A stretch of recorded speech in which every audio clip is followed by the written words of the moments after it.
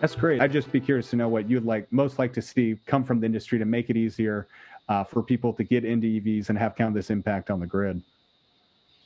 Well, I think the most important thing for industry right now is to have strong domestic manufacturing capacity.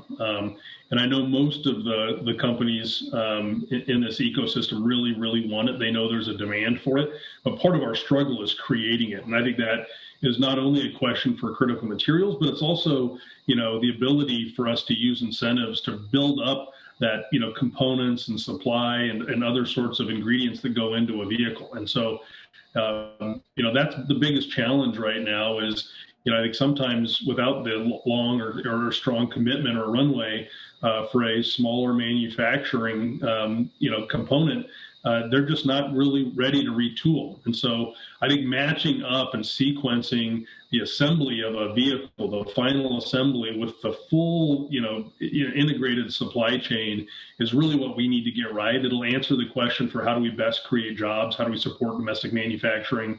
But it'll also, I think, fully tie in the political coalition that we need. I think where everybody can see this as a win for them and their family and their community is the place that we need to get to quickest.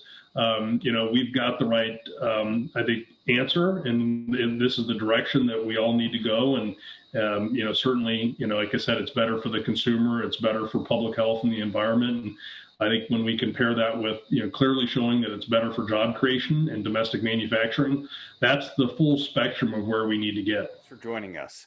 Be sure to visit our website, connectingthegrid.com. There you can listen to our podcasts, contact us about sponsorship, or even be a guest on Grid Connections. While you're at it, if you found value in this show, we'd appreciate a positive rating on your favorite podcast or video streaming service. Or if you'd simply tell a friend about the show, that would help us out a lot too.